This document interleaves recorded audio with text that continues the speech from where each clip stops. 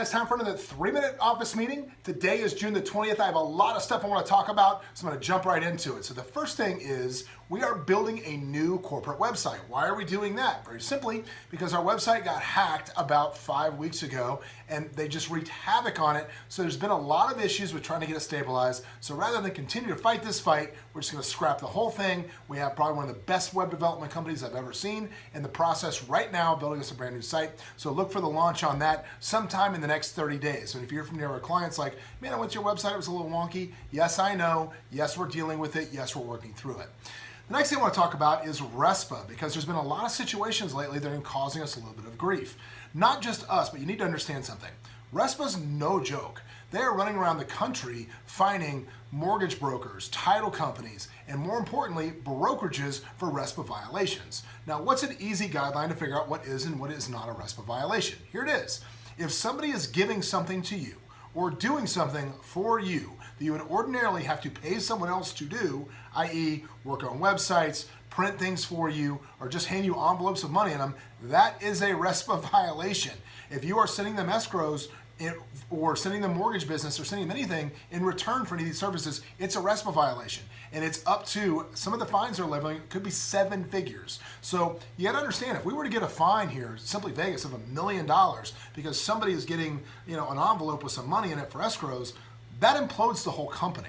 So you need to understand we're making a change to our contract. You'll be seeing it in the next couple of days. It's mandatory, but he signs it, but it basically states that if you do something that causes Simply Vegas to receive a RESPA fine, you will be 100% liable for the dollar amount of whatever that fine is. And yes, we will absolutely have to come after you and get it. So don't do something stupid for a little bit of money or a little bit of service that could jeopardize every single person that works with the company. Don't do it. The next thing I want to talk about has been a buzzword around a little bit, are Ebuyers. What's an Ebuyer? It's now the rise of the Ebuyer. Ebuyers are Wall Street hedge funds that are buying property through OfferPad, through Open Door, and most recently through Zillow Instant Offers. Now, a lot of you guys have seen this, and I want to talk a little bit about my perception of what I think you need to do to protect yourself going forward. Well, it's very simple. You need to go back to the basics. The reason that people use real estate agents, the reason they'll want to use you, is a level of service that they're not going to get from Wall Street hedge fund. You need to make yourself indispensable to the transaction.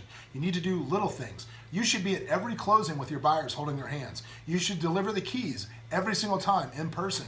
You should take them a welcome gift. You should do all of these things that make us have memorable experiences. Now, on top of that, it's very important that you manage your digital image out there. Every time you sell a house, these people should be giving you reviews on Yelp, on Google, on Zillow. All of these places, you should be getting reviews. If you do the right things, you build a long-term pipeline, you won't have to worry about the e-buyer. Who that's going to affect in the long run? People do 1 or 2 transactions a year. Now, what it is affecting also is commission rates. You're seeing commissions get squeezed and squeezed and squeezed a little bit. 2.5 is becoming more common. You're starting to see commission rates get squeezed smarter. So be smart about what you're doing. You're in the best possible brokerage in the world you could work at to maximize your dollars, because we just don't take that much from you. So, but keep in mind, you really got to start watching those bottom lines and watching those dollars.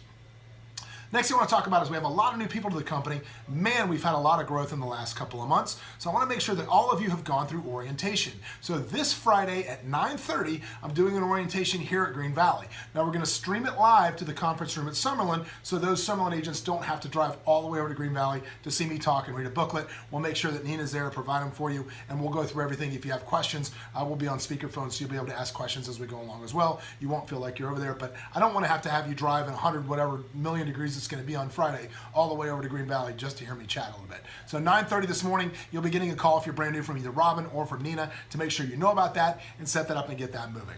Well, that's all I've got. Hopefully you guys take this information in. You're going to start seeing a lot more of these videos now recently. It's a great time to be selling real estate. Things are moving. I know the market's tight, but man, we are just selling a ton of stuff. So keep it up. Follow the basics. Don't do anything stupid, and let's go sell some real estate.